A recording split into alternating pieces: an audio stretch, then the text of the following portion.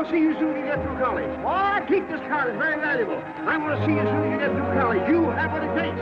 We need your spirit in my business. I have a big future for you. You cannot fail. Don't forget. Who are you? I didn't quite catch the name. I may not look just like you, but I have opportunity. Oh.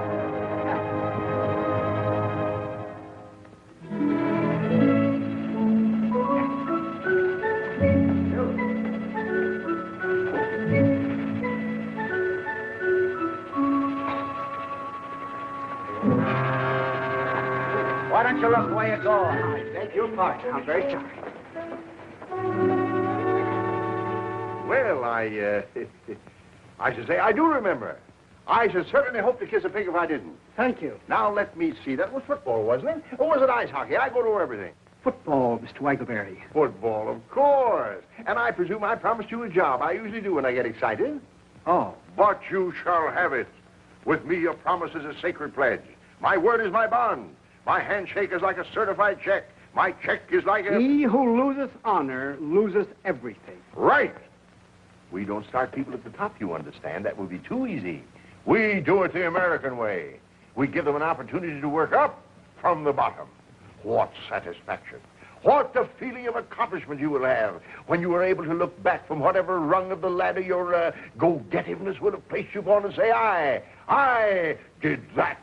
Yes, sir. Fine.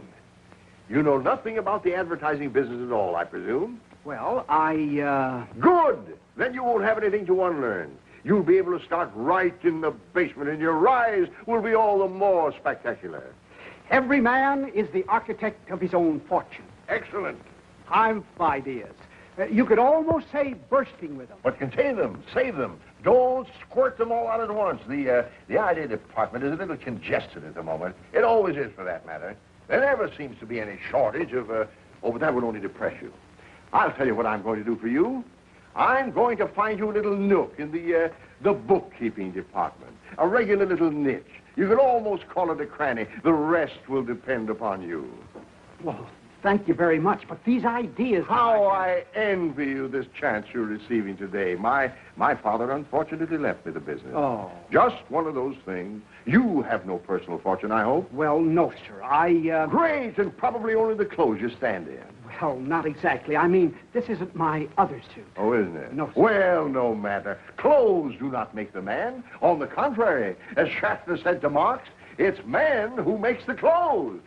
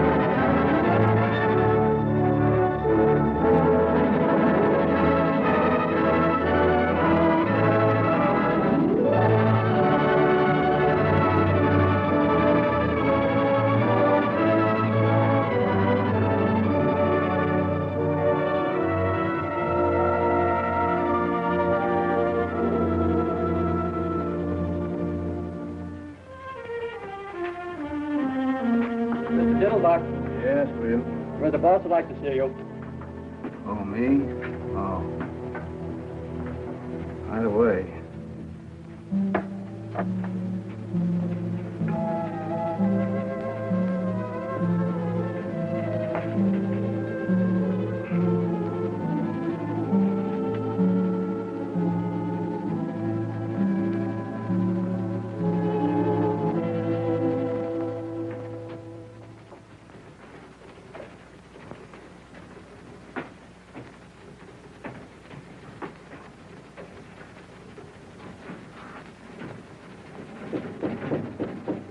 Come in.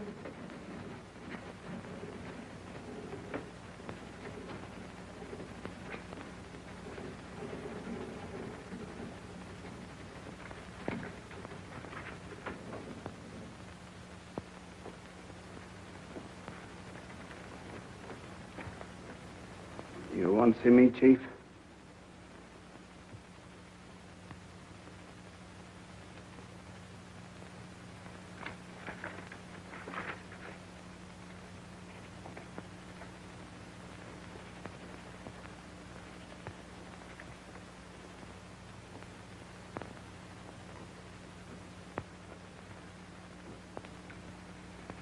Yes, I'm sorry to say I do, Harold. Oh, How long have you been with us, Diddlebock? about 20 years, I guess. 22 years. Too long. Why, it seems like yesterday to me. I mean that I started here. Well, it was quite a few yesterdays ago. The earth has cooled considerably since you put on your first pair of sleeve protectors outside there. Yes, I guess it has. And so have you, Harold. So have you. I don't know exactly what you're talking about. I may be a little older, but I'm quite sure that I had great hopes for you, Diddlebock. If ever I saw a promising type of American youth, full of zing, full of zest, full of zowie, it was you. I remember that day I first saw you. The bases were full. The crowd was breathless. You strutted up to the plate, swinging 3 bats at once. What? Oh, no, it was hockey, wasn't it? Ice hockey, of course. You got the puck, and it wasn't? Well, what does it matter anyway at this point? A man is only as young as his arteries, Harold, and a firm is only as young as its employees. My father fired anyone who got to be 50. Man, woman, or child, it didn't matter to him. That was his motto, the cornerstone of his success. Personally, I found the method harsh. I do not subscribe to it. With me, a man is as young as his ideas. Yes, sir. I even participated in, or at least closed my eyes to, a small deception some of the older employees practiced when, because my father was extremely nearsighted, they dyed their hair and returned to work for us as their own sons. Blessed Of course they are. Unfortunately for you, Harold, my own eyes are excellent. You have not only ceased to go forward, you have gone backward. You have not only stopped progressing, you have stopped thinking. You not only make the same mistakes year after year, you don't even change your apologies. You have become a bottleneck. You are the living proof of the low quality of work we demand of our employees, and a bad example to the younger employees who figure that if you can get away with it, they can too, and they don't have to be any better than you are, which is zero. What? There are no buts. I have bought you a Swiss watch, 18 carats. It chimes. It is properly inscribed with gratitude and love and kisses for 20 years devoted service and so forth and so forth, and I herewith present it to you. Here is also a check for $2,946.12, which represents your savings deposited with the company. I'm surprised you haven't saved more in 20 years. I had a lot more, only it was invested in the preferred stock of the company, and you remember what happened in 1929. Oh, yes, I remember. Of course, it was just as hard on all of us. You know, the little and the big. We all shared and shared alike, but that's all water under the bridge. Goodbye and good luck. And as a parting thought, I want you to know that this is hurting me much more than it is you, Harold. Much more. Thank you very much. Goodbye. Don't let it get you down. Thank you.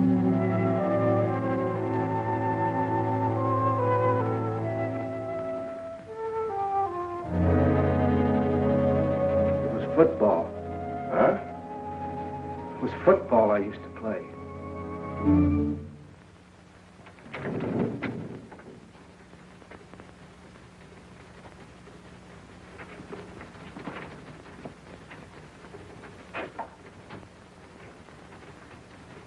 Sorry, Harold.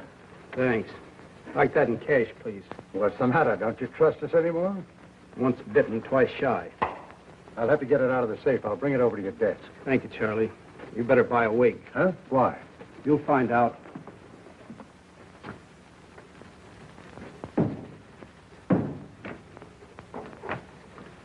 Here you are, Harold. Thanks, Charlie. Just endorse it.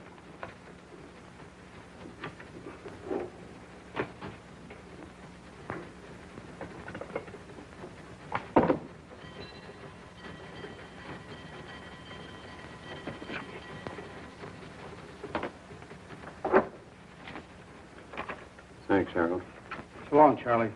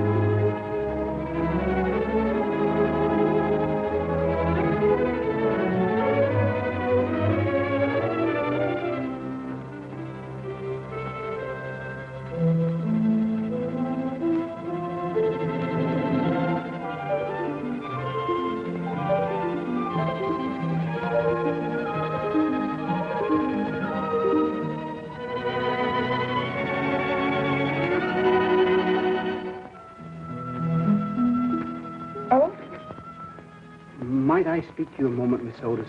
Certainly, Mr. Diddlebock. You mean privately? Well, with some privacy. Could look for something in the private cabinets. I never find anything anywhere. Splendid. I'll join you in a moment.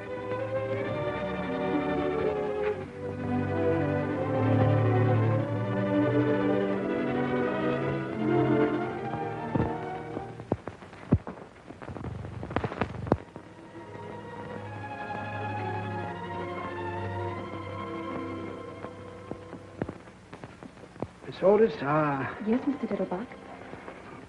Miss Otis, when your eldest sister Hortense came to work here some 17 or 18 years ago, I fell in love with her. She was a lovely girl. Yes, I know. I mean that you fell in love with her. She told me. Oh, she swept me off my feet. My circumstances at that time did not permit even the contemplation of marriage. I know, she told me. When she very wisely stopped waiting for me and married the gentleman whose life she has since illuminated, I felt that my own life was ended, that I would never love again, that the sunshine had withdrawn permanently behind the clouds. I know. Well, I was mistaken. Of course. Because when your next eldest sister, Irma, came to work here, I fell even more deeply in love with her than I had with Hortense. I know, she told me. Hortense even got a little burned about it. Well, she needn't have, because when Irma, in her turn, got married and was replaced by your next eldest sister, Harriet, I felt that everything that had gone before was merely an appetizer. I know. She told me, too. They were getting better and better. Your mother seemed to be making them nicer every year. Thank you. I haven't come to you yet. When Harriet ran away with that headstone salesman, I was inconsolable. None of us felt very good about it. I was going to propose the very next day. She didn't know that. I had the ring in my pocket. I just made the last payment on it, the one I'd started for Hortense. You came so close. I never felt so defeated in my life. I never thought I'd smile again. Till you met Margie. That's right. She was even better than the others. Mother had more practice. Practice makes perfect. By then, of course, I'd been wiped out in the market. Oh, was that it? She never knew. That's right. I started to get on my feet again when your sister Claire came to work. Why didn't you ask her? Didn't you like her? Like her? I worshipped her. Only that irresponsible lout, that loafer who married my sister, chose that very moment to kick the bucket to pass on without leaving even a dime's worth of insurance. So I found myself with a ready-made family. Poor Mr. Diddlebock. I suppose you were in love with Rosemary, too, while she was here. Naturally. Of course, I was so in the habit of being in love with your mother's daughters, but then that it would be impossible for me to even see one without... Without what, Mr. Diddlebock? I presume you know I've adored you since the first morning you punched your first time card.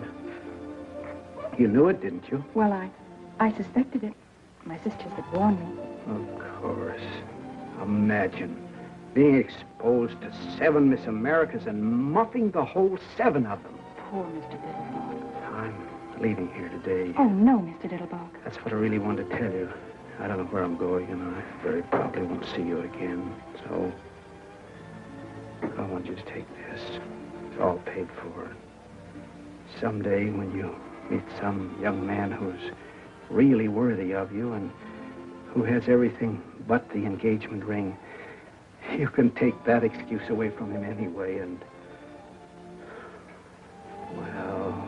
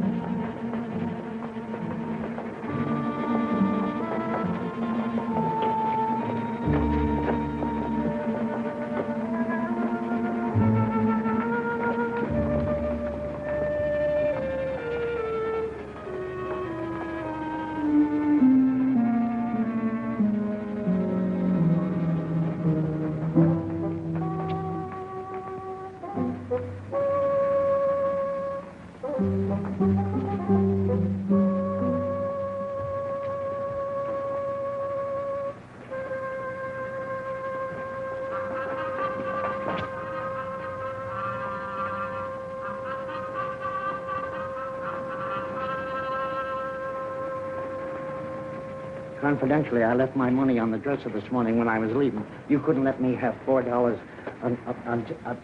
I say, you couldn't let me have You couldn't let me have $4 till Wednesday. That's my lucky day. There's a nag called Footsure running at Belmont, and you don't have to go if you can't spare it. I just said if you happen to have $4 you wasn't using until Footsure come in. Fool and his money are soon parted. Yeah, but think what beautiful memories he lays up. How about $2 till tomorrow? He who lendeth money endeth friendship. Oh, that's all right. We ain't friends. I never even seen you before. Well, that's a fine argument. How about a quarter for a racing form? This is day before yesterday. Oh, here, since you're so melancholy about yourself. Fish hooks? What? I say, maybe you caught your mitten some fish hooks.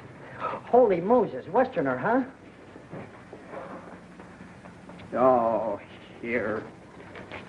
What's the difference? Holy mackerel, you're a right guy. You stick to me, you'll be wearing rubies. No, I'm not. It's just that I've been saving it for 20 years and I'm getting tired of it. It's what you call an impulse. Like a man works all his life in a glass factory. Well, one day he feels like picking up a hammer. You say you work in a glass factory? No, I didn't say that at all. Oh. It's just... Oh, well, you wouldn't understand. What you need is a drink. No, I never touch it. I never have. It runs in my family not to. The demon rum. I'll tell you what I'm going to do. Since you've been so generous and all with me... No, I tell you, I have never in my whole life... You're never too old to learn. You can't teach an old dog new tricks. Every dog is entitled to one bite. Let sleeping dogs lie. A barking dog never bites. He who sleepeth with dogs riseth with fleas. Now, wait a minute. How about a little wine for thy stomach's sake? That's from the good book. He who hesitates is lost. Lips that touch liquor shall never touch mine.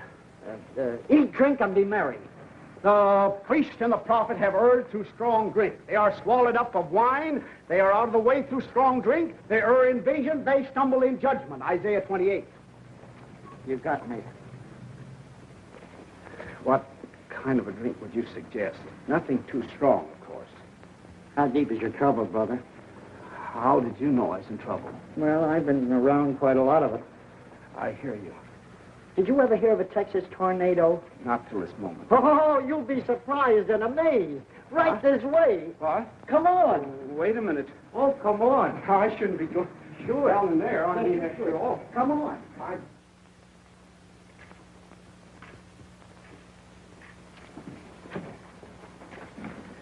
Don't flash that roll in here. I wouldn't want anything to happen to it. A wise man keepeth his own counsel. Fine. Come on.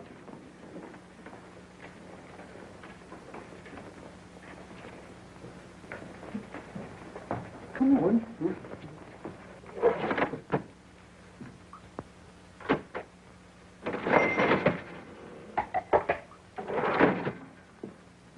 Good morning, gents. Good morning, Wormy. What's your pleasure? Jake, I want you to meet my friend, Mr. He staked me to a bankroll. Oh, fooling. He must be new around here. This calls for a little celebration, Mr.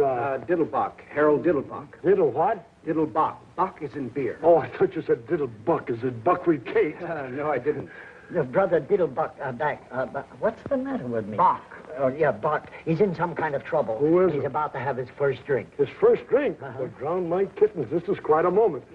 You mean his first this morning? Or really his first ever and ever since he was weaned? I have never partaken. Now that I've had time to think it over, Yes, sir. You never know how the other half lives. You aroused the artist in me. it was just an impulse. Well, obey that impulse. Why don't you have a cigar? Have a cigar? Sir, I'd like to make you something. Something you would remember. I wouldn't want anything, I mean, if I had anything at all, nothing potent. You understand? You'd never feel it. I was thinking of a Texas tornado. Oh, not for an occasion like this, Wormy. A tornado's a perfectly reliable commercial drink for conventions and hangovers and things like that. But this is almost, is the word vestal? Huh? I mean, it ought to have organ music. I wouldn't want anything... I mean, opportunities like this come along all too rarely for a man with his heart and his work. Tell me, Mr. Diddleback, Bob, where were you born? What? Nebraska. Corn. And in what year, please? 1901. Fine, fine. They distilled some very palatable stuff in 1901. Now, let me see.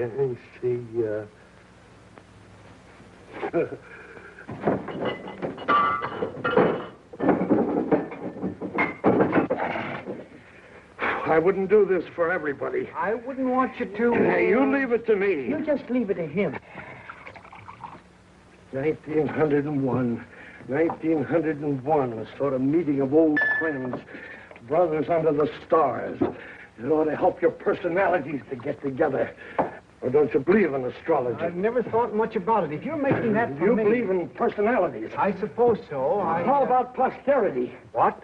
Posterity's just around the corner. Now, just a couple of technical questions.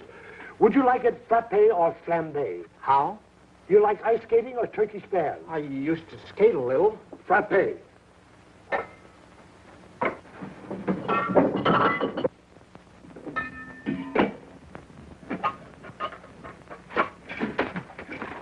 Frappe. Now, would you like it sweet or sharp? I don't really... How do you take your coffee? I take milk. You've answered my question. You prefer showers or sit-spans? Well, we have a shower over the tub, but there's always the danger stepping on the soap. Vodka. What? With vodka, you don't care what you step on. You can step on snakes. Now, wait a minute. Now, just relax. One final question. Do you prefer the taste of rosemary or wormwood? Who or who? Do you like Benedictine or absinthe? What? What kind of toothpaste do you use? Sozadone. I got you. If that's for me, You just leave it to him. What a scientist. Ain't that pretty? I wouldn't want anything to, They call him the professor. You just leave it to him. Oh, boy. Gentlemen, the Diddlebock. Ain't he wonderful? A genuine genius. That's certainly very kind of you. Don't mention it. And if you don't mind, I'll sample a mouthful with you. Well, I certainly hope you will after mixing up this much. The artist does not weigh his clay. Your very good health, Mr. Diddlebock. Here's to you, Mr. Diddlebock.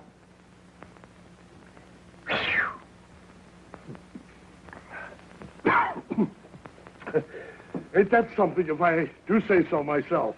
That's certainly very kind of you. I'm only sorry that you made so much of it. Certainly the last thing I ever expected was to have an alcoholic refreshment named after me. Very attractive aroma.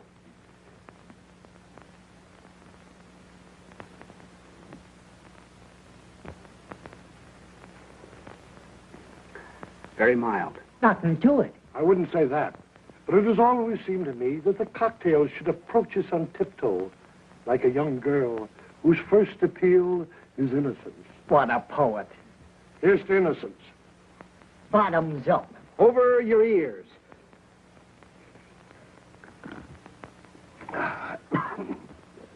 Doggone if he didn't inhale that like an expert. Welcome to the Brotherhood. Is that all there is to it? You are now a member in full standing. That's very, very pleasant. Just a little dividend. Just a drop. You'd never guess that you'd mix so many different flavors in it. Like a poem. I suppose there is some alcohol in this. I will not deceive you. There is. You'd never know it. That's where the skill comes in. What a scientist. There ain't hardly another mixer in town could do you a thing like that. Oh, boy.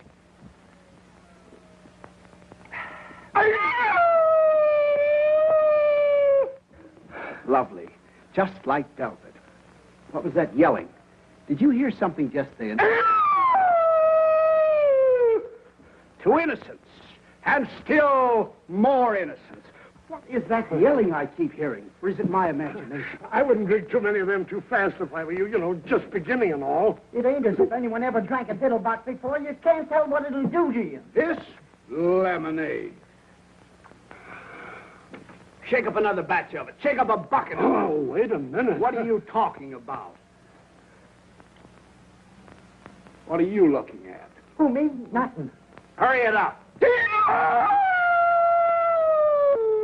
What is that yelling I keep hearing? Say, is somebody strangling a horse around here? You know, I thought I heard something. Everything's under control, Mike. It was like a sneeze, and yet it wasn't like a sneeze. It was more like, what's the matter?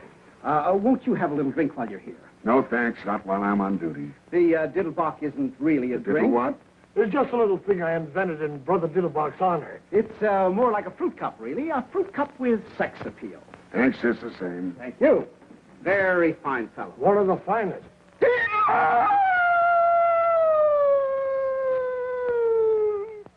There it is again. I could have sworn I heard something. I suppose I didn't hear nothing that time. I'm very glad you noticed it, because I did too. Yeah, don't tell me. I've been telling these boys about it, but they're not sure. To me, it sounded like a cross between a Mongolian lynx and a wounded moose.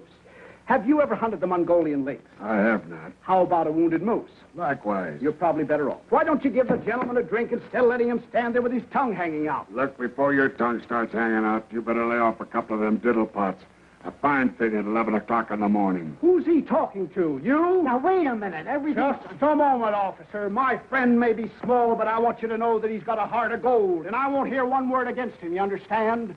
When I was in the depths of desperation, the dregs of despair, who befriended me? Not E.J. Waggleberry and Company, not the fellow employees besides whom I toiled for 22 years and whose sorrows I shared as who wouldn't, not the Metropolitan Police Force whose salaries I have paid and whose uniforms I have purchased to keep them warm in winter, cool in summer, and fresh at all times, but yon smolder befriended, when befriended matter nothing, you understand?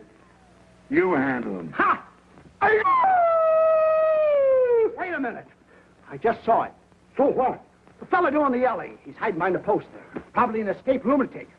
I don't see anybody, Mr. Diddlebock. What do you mean you don't see anybody? You can't see that old crackpot with the spectacles? Why, that's you, Mr. Diddlebock. Me? That old tramp? Why, that doesn't look anything more like me. Look at that collar. Looks like a horse collar. Oh, it ain't so bad, Mr. Diddlebock. How long have I been looking like this? You've always looked like that, Mr. Diddlebock, at least ever since I've known you. Why, this is an outrage. Look at that old scarecrow. Look at that suit. Look at that hat. Look at that face. Oh, it ain't so bad as all that, Mr. Diddlebock. It's worse. Why, I wouldn't trust a face like that to empty a spittoon. Oh, yes, you would, Mr. Diddlebock. Are you positive that's me? Two will get you 12. Then where is there a barber and a gent furnishing outfit? This is a calamity that must be repaired immediately. Right upstairs, Mr. Diddlebock. Only what? Don't you think you better sit down a little while Sit first? down? Why should I sit down? Do I look tired? That's the trouble with the men of today. They don't enjoy. They have no stamina. Look at our forefathers. Look at Washington. Look at Valley Forge. Look at the pioneers. Then look at me. Hey, are you a barber? I'm looking for one. Yes, but excuse me. Is there a leopard loose in the building or something? Everything is under control. Men were men in those days. Here, buy yourself a new suit. You look terrible. They mined the earth and dug the rivers and tamed the wilderness and brought forth peaceful homesteads in the shadow of the eagle and the echo of the thundering herd. And in the final analysis, where are they? I ask you, and I reply, dead, my friends, deader than a boiled mackerel. I thank you. Are you all right? A barber and a tailor. A barber and a tailor. A barber and a tailor. And the world is mine. A barber and a tailor. You better remember what you put in that so it won't happen again. What's the matter with this? Should old acquaintance be forgot for the sake of old lang syne? Now, if you'll just slip into this, Mr. Diddlebock. That wouldn't be a little on the quiet side, would it? Yes, I think you're right. Hide not thy light under a bushel. You need a tent to hide that one. Well, then we'll try this little Glen Upward plan. Love. Murder. Well, now, Mr. Diddlebock indicated to me that he wanted something courageous. I made this for a dog act. I can hear it barking. Very clever. I bet they have to get up pretty early in the morning to catch you in bed. It's been tried. Oh. Well, now, suppose we try this little pinstripe. Why? Well, we just thought, the young lady and I, that this was a smidgen on the loud side, a mildy. Oh, you did? It's the check within the check within the check that turns my stomach. Oh, it is. How true. Hello, Max. How depressingly true. Who's the tosspot? That's my friend, Mr. Diddlebock. Now, that would call for a waist measurement of about 32. Excellent. I'll be back in a flash, and you won't know yourself. Excuse me. Well, so long. Better luck next time. Just a moment. Why are you giving that lowbrow your money? Lowbrow? Now, wait a minute. Now, here, wait a minute. This is Max, the bookies man. Don't you remember that goat I was betting on? This goat? Listen, Chester. No. Footsure. He lost. Why do you bet on goats? You want to bet on something? Bet on horses. They run faster. Yes, sir. You say this animal lost? Totally. I see. Well, now is the time to turn defeat into victory through a clever maneuver. Yes, sir. Now, who are the contestants in the next sprint? Let's see. Windowpane, Butcher Boy, Senor Pepito. Oxnose, Pepper Pot, Crazy Maisie. Kid Joy. These handles.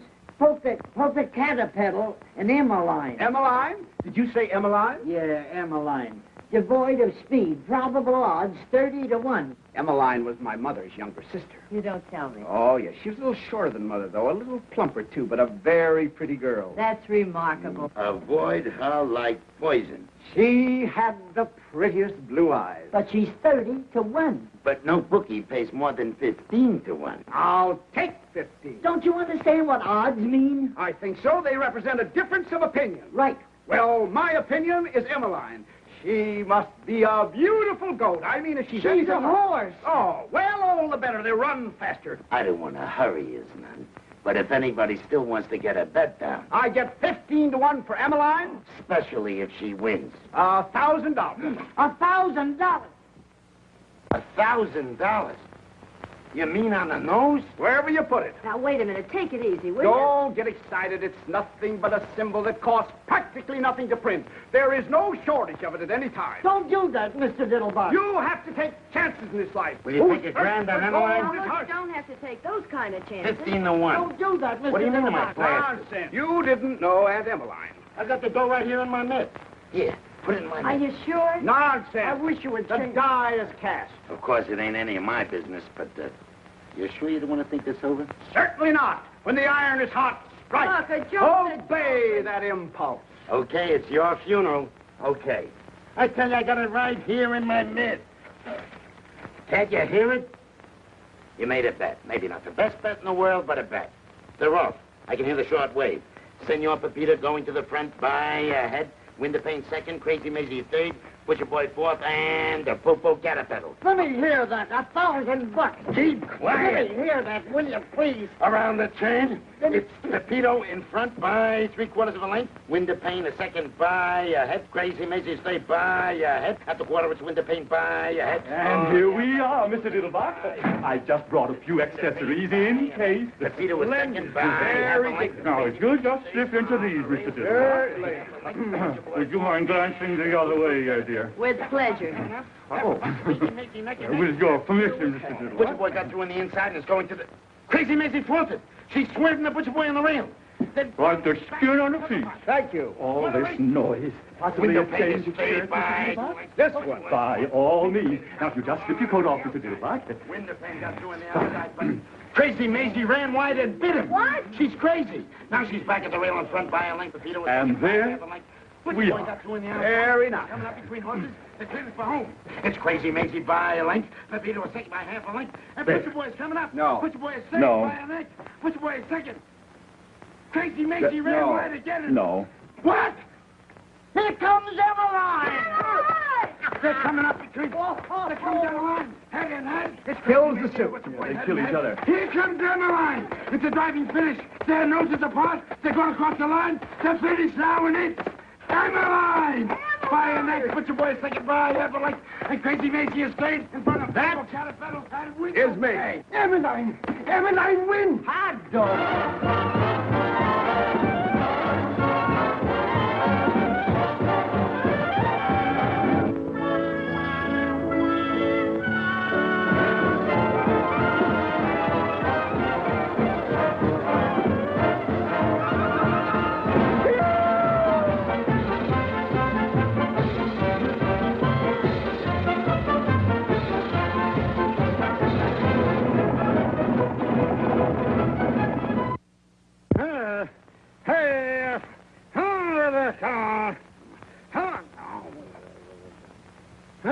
Wake up, you nasty thing. A fine brother you turned out to be. I work and slave and give up the best years of my life to make you a home full of charming, womanly touches and keep my children pure-minded. As a reward for all this, you come rolling home at midnight in a condition which I, for one, What's Mr. so late Diddlebock... about midnight? Yes. But where were you all day Wednesday? All day Wednesday. All day Wednesday. You were drunk, that's where you were. Drunk as probably rolling in a gutter someplace. All day Wednesday. What are you talking about, Flora? I never had a drink in my life. Coming home on horseback. Horseback. Waking up all the neighbors. On horseback. And when old Mrs. Chauncey called out the window, the night was made for sleep, Mr. Diddlebock. You and your drunken friends had to holler back. The night was made for love, Mrs. Chauncey, or have you forgotten? I said that? Said it. You sang it. Where's my suit? Well, you came home in this thing. What is it, a horse blanket? It would look as good on a horse as it did on you. You mean I actually walked the streets in this? You rode horseback in the streets in it. Wonder if anybody saw me. Oh, no, of course not. You probably didn't attract any more attention than Lady Godiva in Macy's window at noon. Form-fit Franklin, featuring the figure phenomenal. Form-fit? Wonder if I get my money back on it. You could try, but I doubt it. You might see what you can get on this while you're at it. Oh, take it off, will you? I feel bad enough as it is. I had a fortune. I had thousands. I had all my savings in one big... Wait a minute. I had tens of thousands. You had tens of thousands. I tell you, I did. Where are my pants? Maybe you threw them out the window. I tell you, I had a fortune in them. You had a fortune in them. And where did you acquire this fortune, may I ask, if I'm not too inquisitive? Is there such a thing as a goat race? A goat race? No, I remember. It was Mother. You say Mother was racing someplace? Bertha B., that's right. Were there any other angels in the race? It was a horse race. You know what a horse is, don't you? What's the matter with you, Flora? First, I bet on a horse called Emmeline. You remember Aunt Emmeline? She won easily, naturally. Then I took the $15,000 I bet on Emmeline. $15,000? That's right. She paid 15 to 1. I took the $15,000 I bet on Aunt Emmeline and bet it on Mother. On Bertha B. Bertha Bierhofer. You remember your own mother's name, don't you? Yes. And she won, too, I suppose. Easily, I presume. You must be on the millions, you presume. I seem to remember a big fat man someplace where there was some very pretty girls dancing the tom-tom and slinging their garters around. Oh, I see it. This big fat man, big-hearted mower, was it? Generous Jake, he was always smiling. He had a big happy smile, like a shark. He had it right in his pocket for me. He said all in cash. All he had to do was reach right in and pull it out. He said? That's right. But the government didn't want anybody to have that much in cash. That was it. It wasn't patriotic. For him? That's right. When I said, I suppose that's why they want you to put your money in bonds. He said, bonds, Brother Diddlebock. When they say bonds, they mean investments. And have I got an investment for you, Brother Diddlebock? And what was it? I don't remember. Well, I'll tell you what it was, Brother Diddlebock. It was a drunkard's dream. The horses were nightmares, and the money is just something you never had and are never going to get, Brother Diddlebock, because you're just an old failure. So just get into your clothes and go down to the office and walk in as though nothing had ever happened, and probably you'll find nothing did happen. What about Wednesday, Flora? What was I doing all day Wednesday? Don't tell them you had a cold. They probably had drunks working for them before. I just don't believe it, Flora. If I could only find those pants.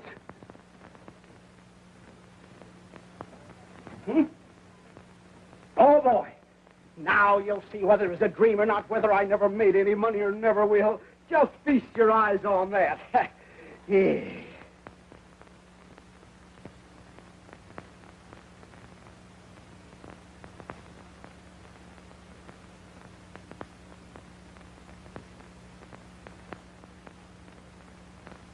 Well, that's certainly funny.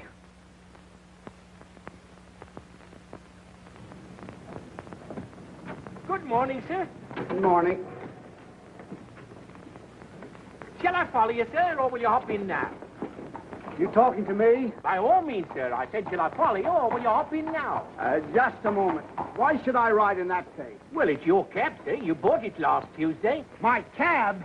You mean including the horse? Most assuredly, sir. How else would we propel it? Well, what did I use for money? Why, you had tons of it, sir, and you were most generous and high-spirited with it, too, if I may make so bold. I was. Positively, sir. It took me back to the good old days. It was a gorgeous spectacle. Why, hardly anyone could render you the slightest service without you pressing a 50, or at least a 20 into his eager hands. I almost thought once or twice you overdid it, sir. Excuse me, you didn't happen to notice what I did with any of that money, did you? Or even some of it? Oh, you were most free with it, sir. The women were at your feet, sir, if I may make so bold. They were. Prostrate, sir, absolutely horizontal. The weaker sex simply adore a generous man, sir. Excuse me, you wouldn't like to buy this vehicle back in a bargain, would you? I could let you have it very reasonably, including the horse and the whole... But you've already paid me a month's wages, sir, and you gave me to understand the position was permanent. I really hate to disappoint you, but wait a minute.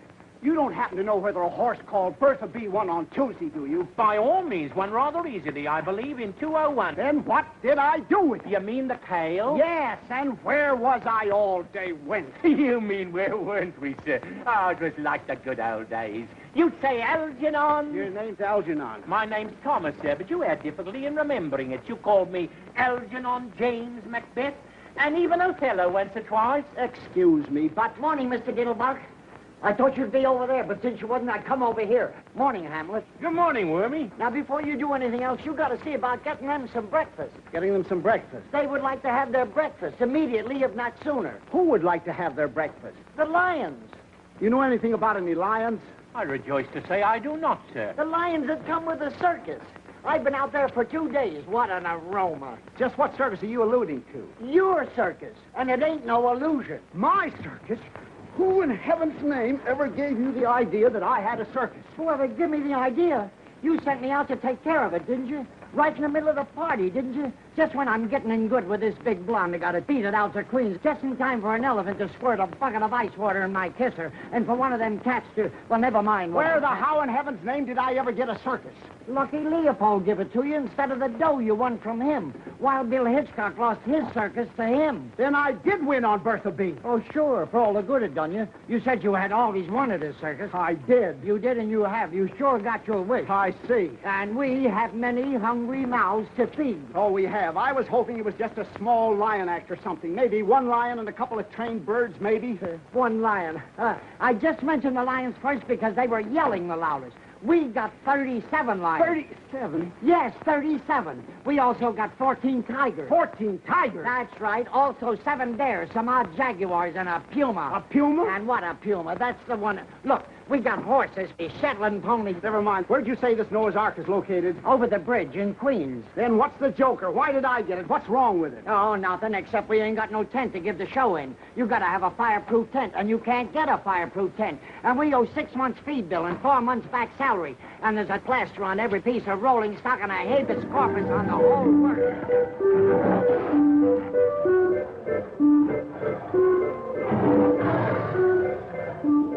Now, how would you feel about repossessing your circus at a fraction of its original cost? I'd like to be 9,000 miles away from it, home in the arms of my mother. I see. I could make you an exceptionally attractive offer. You couldn't make me an attractive offer, not if you got down your bended knees and threw in a set of dishes. I see. You don't, but you will. The only reason I hung around as long as I did and gambled away my stake was because they was so hungry. And you don't find many people takes pity on a lion. That's right. You got any idea how much meat a lion, not a monarch of the jungle, just a small, ordinary lion like that one there. Come here, Jackie. What? Come here. Jackie, come up here. You got any idea how much a lion eats per day? I haven't the slightest idea. 21 pounds per day. Quite a pet. Yes, like a kitten. Of course, he don't get any choice cuts. Just ordinary meat, but then they don't exactly give it away either. What you mean? Now, you multiply 21 pounds per day by 37 lions, 14 tigers, and 9 jaguars. And a puma. And a puma. Then you multiply that by 30 days, September, April, May, and November. June. Yeah, whatever it is. But all the rest have 31, and that means one more big meal. Except February alone, and they only eat 28 times. I see. Did you ever try selling them to a big circus, Ringling Brothers? Did you ever try selling pills to Carter? Mm-hmm. Go on away, Jackie. Yes, how about offering some of them to the zoo? Well, they offered me some of theirs. You did, huh? Yeah. Well, a circus must be really quite a white elephant. I'm glad you brought that up. Have you got any idea how much an elephant eats in, say a week? Hot or cold, rain or shine, 52 weeks a year regular? I haven't the slightest idea. Well, not counting the peanuts, or the 150 pounds of bran, or the 200 pounds of oats, or the 50 gallons of pure spring water they drink to wash it down with, can your mind envision a ton of hay? A ton? A haystack. Of hay? Alfalfa. Why, that's impossible. It would die of indigestion. Nothing can eat a ton of hay. An elephant can with ease. Now, let me tell you about the hippopotamus. The hippopotamus does not, as you might suppose, live on a diet of water. Oh, hello, Gus Lad. Hippopotamus is all very nice, but where's the fish? Fish? Who wants Mr. fish? This Diddlebock. isn't Friday. There's a few characters out here would like to have a little word with you. Just a moment.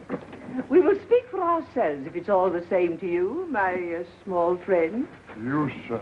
This is indeed a great pleasure. Mr. Diddleback, isn't it? The pleasure's all mine, sir, madam. Ethically and morally, we are not responsible for the acts of our predecessor, but sometimes, technically, we are. And now, if you'll come this way and present your statements, one at a time. This one, and now another, and now another. Have you any more?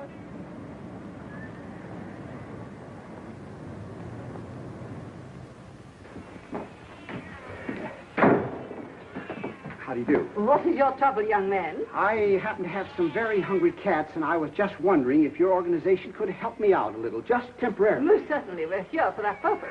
It wouldn't matter about the size of the cat? Not a particle. We mother all cats. That was the desire of our dear benefactor.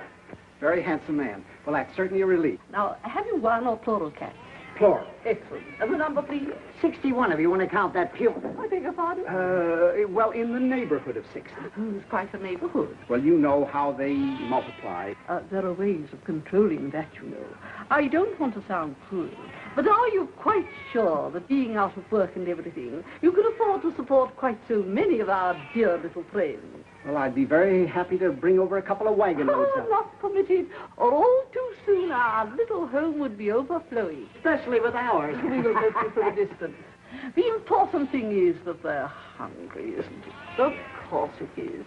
So I'll just give you a requisition for, you can fill it at the back door, for, shall we say, 6 bottles of milk?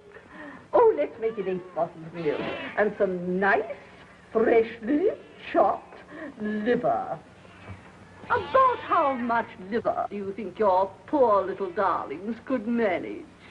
Well, would about 3 tons be asking too much? 3 tons? We could have took a couple of pounds of that liver. What for? For lunch. We got to think along very much broader lines than that.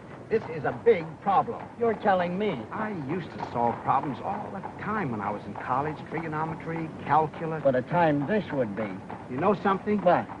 I don't think I've thought in years. No fooling. I'm always thinking, always trying to figure an angle. That's because you have to. You haven't got security. You haven't got a job like I have. Like I have.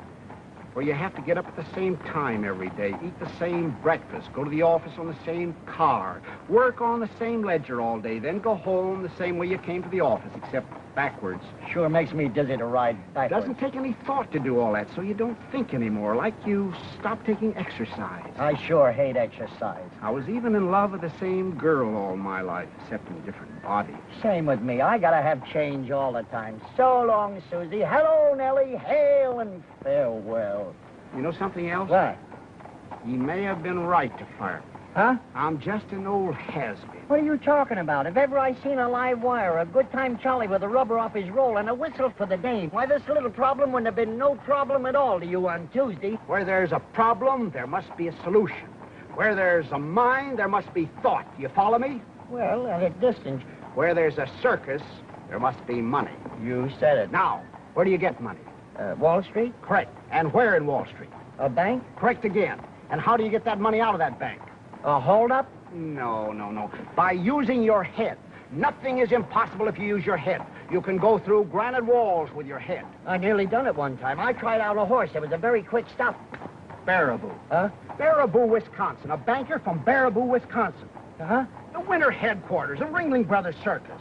What's that got to do with it? What's that got to do with it? Any boy from Baraboo, Wisconsin naturally wanted to hang around a circus as much as they'd let him. All his spare time he was there. He'd carry water for the elephants, take me down to the public library. He chopped meat for the lions. He stuffed hay in the hippopotamus. Naturally, he wanted to run away with the circus. Every American boy does. I see. That's a very clever piece of deductive reasoning, Mr. Diddlebock, a very brilliant hypothesis. Just plain, but... You are interested in circuses, aren't you, Mr. Sergeant? Deeply. Splendid. Where did you develop your interest in circuses, Mr. Diddlebock? I dabble in circuses. You know, jump in, take a small profit, jump out. Ah, yes, it's that last part that's the hard part. Yes, I might have wished that you were a true lover of circuses rather than just a trader in them, but beggars can't be choosers. How true. And now, Mr. Those Sergeant. elephants. How soon would you be ready to take over my circus? Take over your circus? Well, time is of the essence, naturally. You must have found owning circuses before that once you make up your mind to dispose of one of them, the sooner the sweeter. But, Oh, yes, it is. Perhaps I shouldn't tell you this, but you certainly came on the right day. I've just received my monthly fee bills, and I'm prepared to make you a genuine bargain. I'll meet you more than halfway. In fact, I'm willing to take a stupendous loss. I'll make you such a sacrifice. Oh, yes, I will. This is the end. By gad, you can acquire my circus in such reasonable terms that... You can acquire my circus. That's right. Give that to me again? We got the circus, and you being fond of circuses, we thought naturally you'd be... That you could sell it to me. Uh-huh.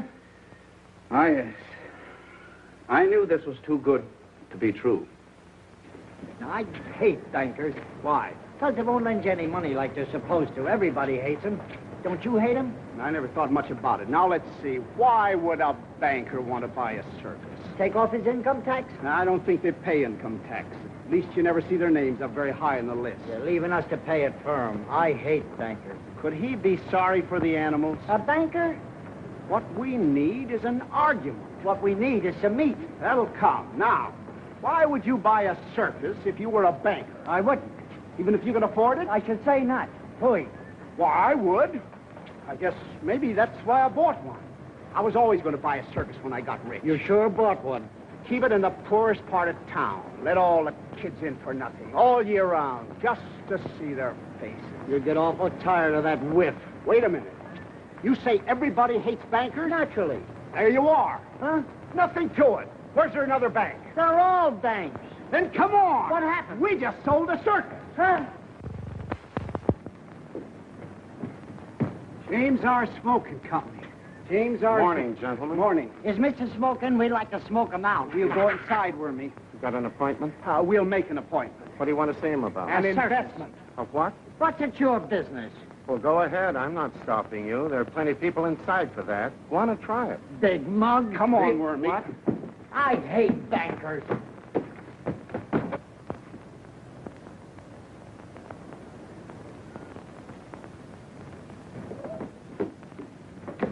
Well? Listen, you.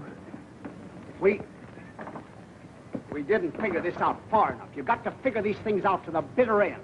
What you'll do, then what they'll do. Then what you'll do after that, then what they'll do, then what you'll do after that. It's like, do you play chess? No. I don't either. Maybe if you wore the other suit and the big Kelly. What for, to frighten them? No. What we need is an open sesame. Oh, no, well, we can dig up a couple of blackjacks. No. What we need is a rule. Oh. Did you ever hear of the Trojan horse? Where was he running? Forget it. There's nothing that succeeds like success. No. Like thought. With thought, you can penetrate granite walls. Right, big mug. All we need, then, is a thought. But that goes all the way through. Right. That don't stop at the bitter end. Right. You and your little brother. Never mind that stuff. There's nothing to it. We'll be in jail by 3:30. Huh? Out again by 4:45. Huh? I've got it. Absolutely and beyond question, it cannot fail. What is it this time? We've just sold the circus, that's all. Again? Right, come on. Must you go? We'll be back. You'll find out, you big stiff. Right. Right. Since you have repeatedly failed to clean up this matter, despite numerous warnings from me, which I was in no way obligated to show, Which we were in no way obligated to show. we are reluctantly forced to inform you that we will have to take over your building. As of the...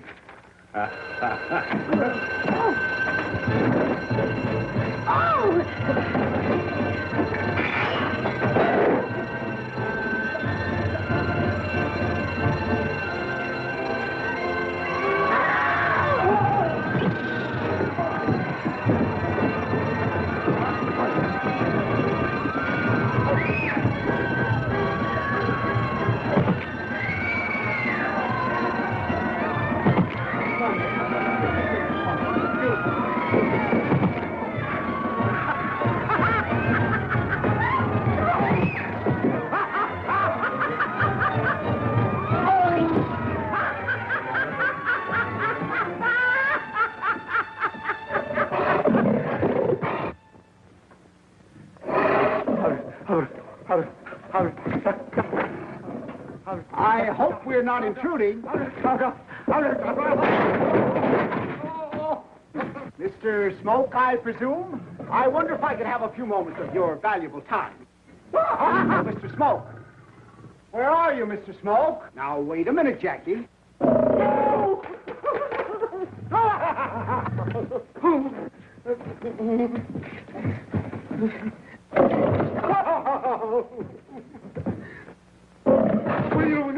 Will you take that blasted thing out of here? You wouldn't hurt a butterfly, Mr. Smoke. Butter wouldn't melt in his mouth. Give the gentleman your paw, Jackie.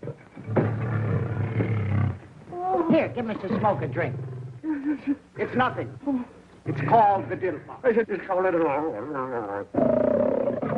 I have only a few moments before the police reserves arrive, so I will be extremely brief. As you know, Mr. Smoke, you are loathed by everyone. Why? Because you are a banker. I am here to repopularize you overnight through the medium of the James R. Smoke year-round free circus for children. Adults, 55 cents. Remember that the richest man in the world spent millions to become popular. I will make you popular overnight and for nothing. Yes. There's only one circus in the world for sale. Why, Jackie? I have it. The James R. Smoke year-round free circus for children. Adults, 55 cents. The price is $30,000. I will leave you with that thought. My name is Diddlebock. You can locate me through the papers. Good day. Come on, Jackie. Come on, boy. Good day. Bock, as in beer.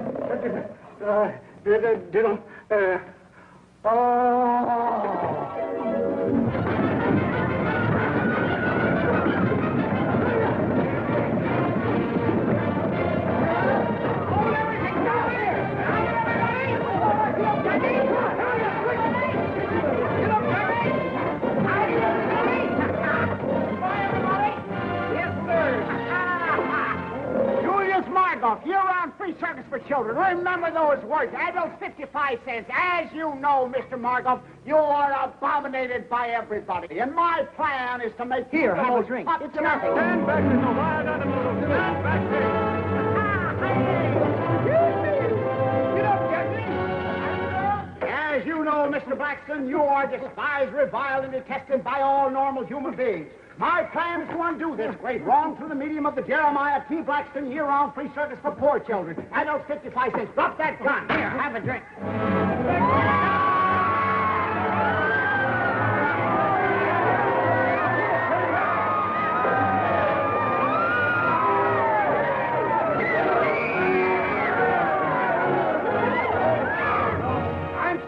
Break in on you like this, but I want you to know about the McDuffie year-round free circus for poor children. Adults, 55 cents. As you know, Mr. McDuffie... Just a minute, young man. What do you mean crashing in here without being announced? What you got there, a dog? He don't smell nice. Why don't you give him a bath? Now get out of here before I ring for the janitor. If I can ever find that Bessie Bell and have you escorted to the street pronto. Go on out now. The McDuffie circus would make you very popular. I don't want to be popular. I don't like nobody, and nobody likes me. If it's all right with them, it's all right with me. Here, have a drink. Certainly, that's the one thing I do like. The McDuffie circus will probably... Very nice. Man's only friend. Now get that dog out of here. I hate dogs.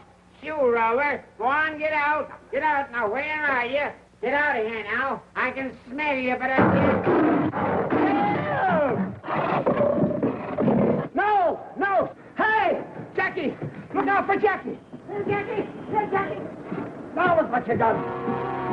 Here, Jackie! Here, Jackie! Here, Jackie! Look! Here, Jackie! Here, Jackie! No! What's the matter with you? What are you trying to do?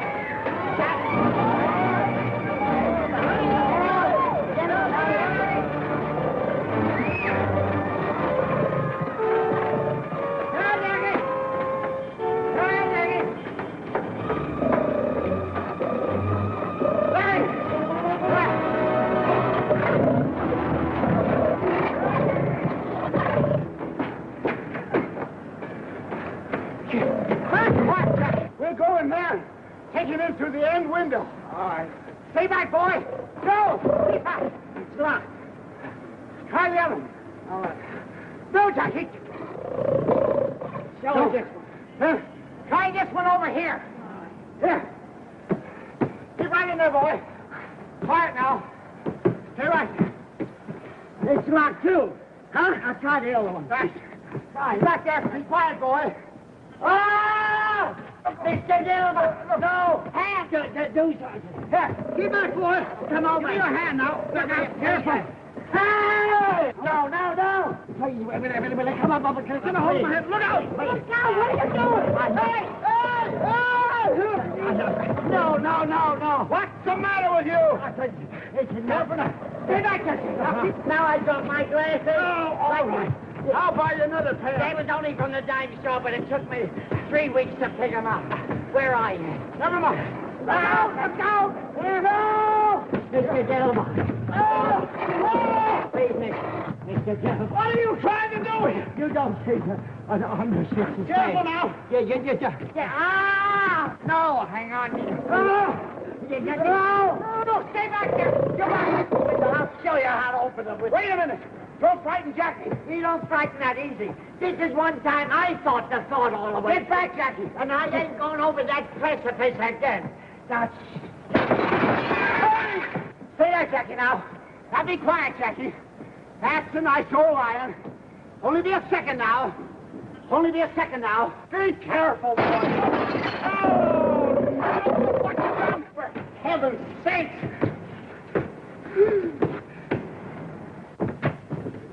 Be careful, Jackie. Please, stay back there now. Stay still. What's the matter with you? Be careful. I want to cut your arm off. I thought I told you not to make any noise. How can you throw a telephone through a plate glass window without making any noise? You threw it through 2 plate glass windows. Oh, what a mess. Can you see him? There's a good old Jackie. There's a good boy. Oh, see there? There's a good old Jackie. There's a boy. Just let me get you. Have you got a hold of me? Right by that coat. Hang on now, I get a chain. I got you. Right, Jackie, get your tail out of the way now. Hang on. Now, easy now. No. Hang on to him, Mr. Diddlebock. No. Get back there. Quiet, Jackie. I almost did it like that. Get me in the finest.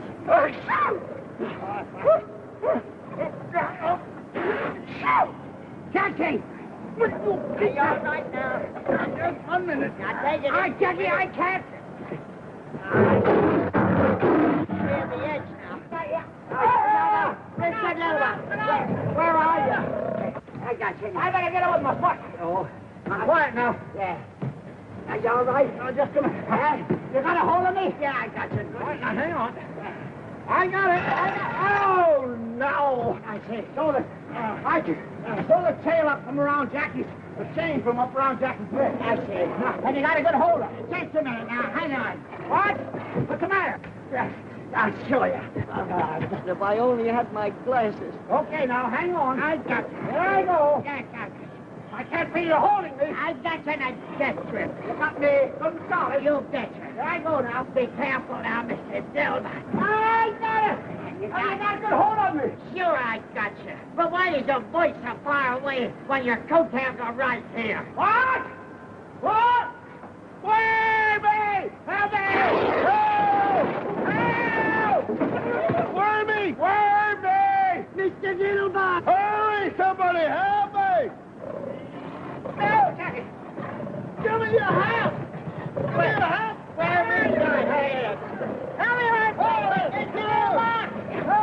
Here I am, way over here now! Over where? That's a cut! No! Do something, Wormy! Do something way over here, Wormy! No, Jackie! Wait! No! Hurry up! No! Oh!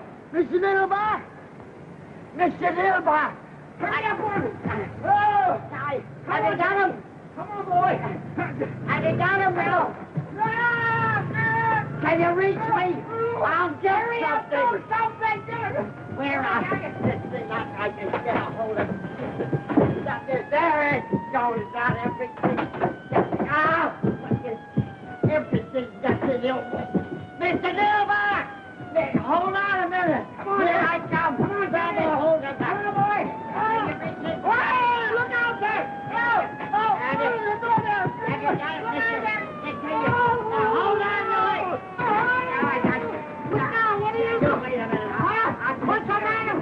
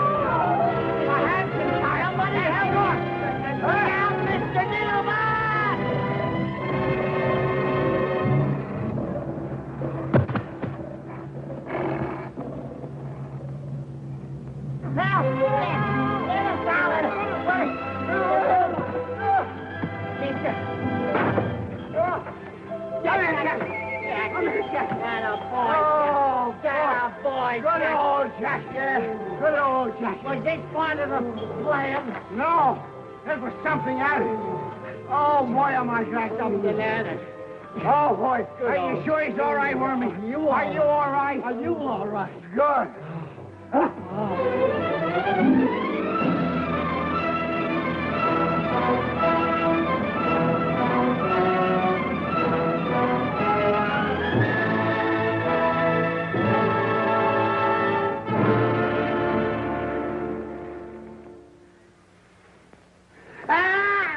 Wait a minute. Look out!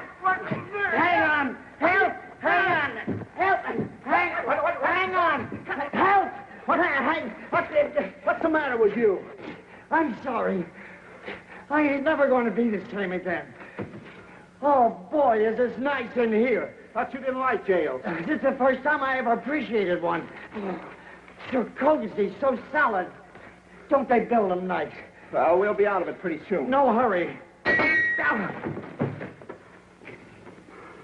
We gotta get over this, you know. That wasn't part of the plan at all. You're telling me. Now, let's see. I said that we'd be in jail by 3:30. We are, and I love it. And out again by 4:45. We ain't, and it's all right with me. Good old Jackie, did you stick your neck out? They ought to be here with certified checks. Who? The bankers. They have to come with certified checks. There's nothing in this world as strong as a good idea. Never has failed, never will fail. It cannot fail. The thought is planted. One more second, they could have planted us, too. Can you imagine watching a trapeze act? Oh!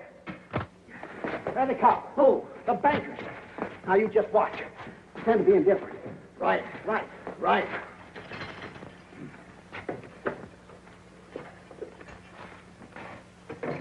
Young lady bailed you out. A young lady. The banker's secretary. He sent her over. Come on.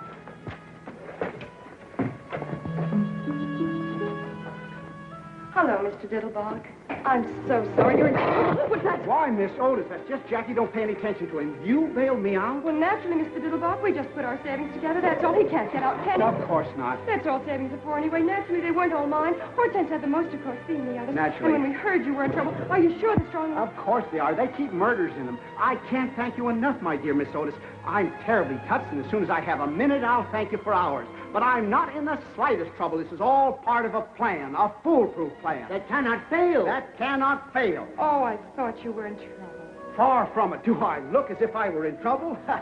Now, you didn't happen to see any bankers downstairs on your way up here, did you? No, I didn't, Mr. Diddlebock. Only a colored man. What was he doing? Mopping the floor, except the sergeant. They've had plenty of time to get here. At least one of them should have come to steal a march on the others. They must know where I am. The paper says exactly. The Battery Park Police Station. You didn't have any trouble finding me, did you? I didn't see the papers, Mr. Diddlebock. Your coachman came and got me.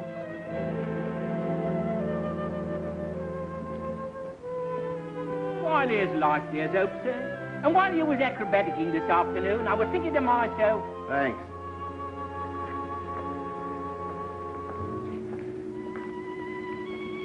I'm awfully sorry, Mr. Diddlebock. I don't know exactly what you're disappointed about, but maybe you could get arrested some other time if that's what you're trying to do. Well, that's that. But I just can't understand it.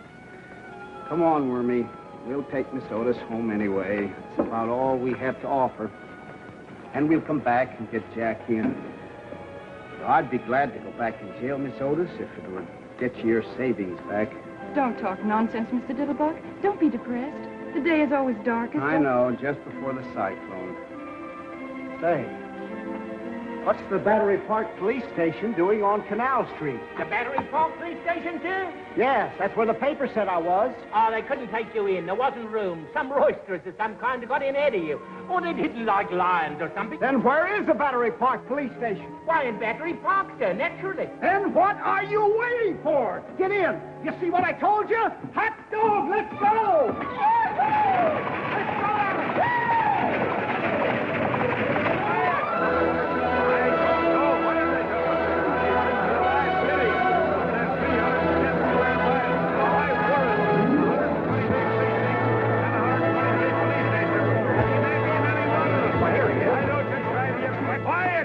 Did anybody see any bankers around here? I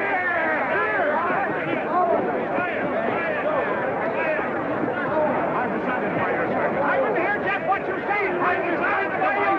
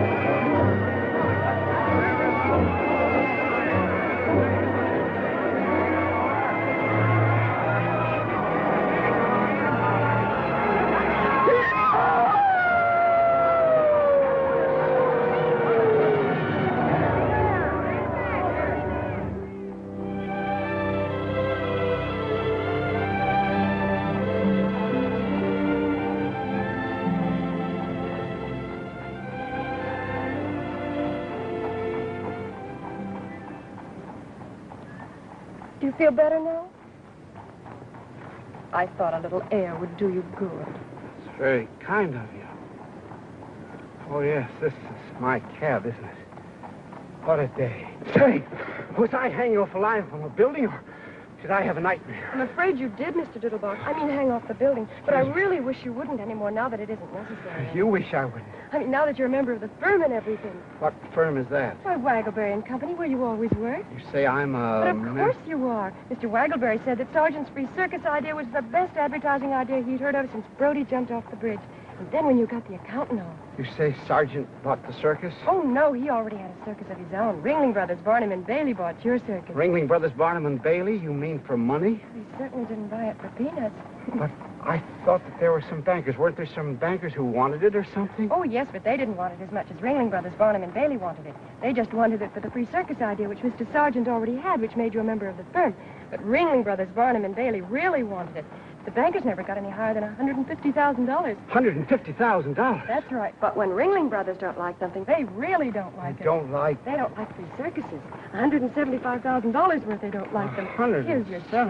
$175,000. I'm so happy for you, Mr. Diddlebock. I mean, so much happening in such a short time. I'm very proud of you, too. You must be terribly intelligent. I beg your pardon, Mr. Diddlebock?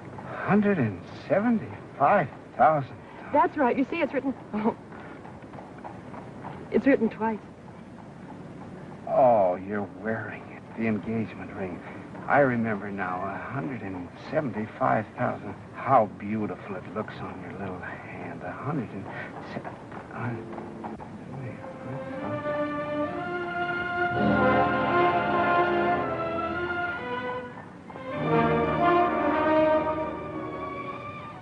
see. What's the matter, Mr. Diddlebock? This ought to be the happiest day of my life. The unexpected job, the unexpected money, but it isn't. Funny, isn't it? I'm not quite sure I understand, Mr. Diddlebock.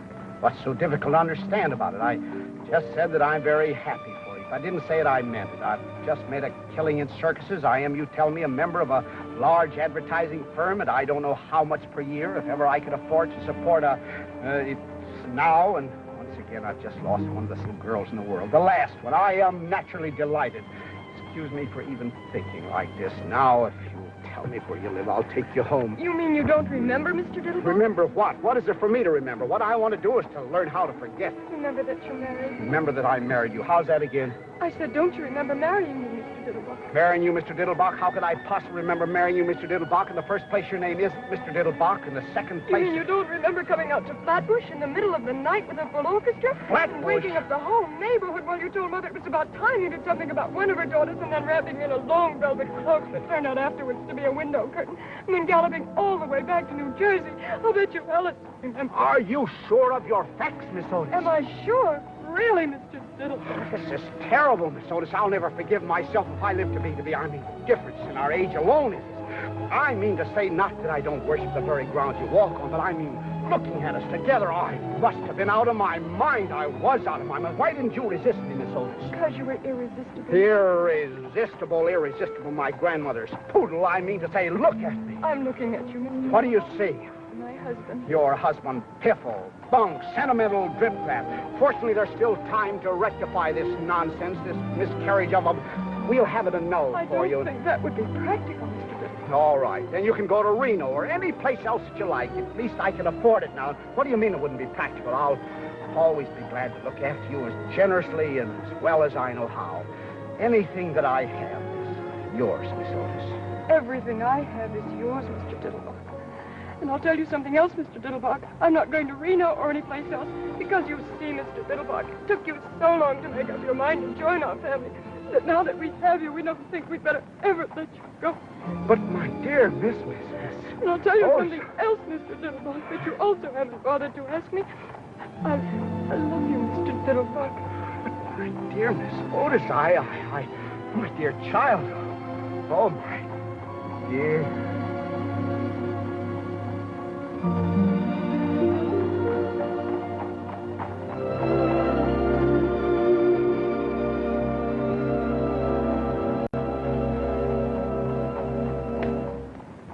Must be what I was doing all day Wednesday.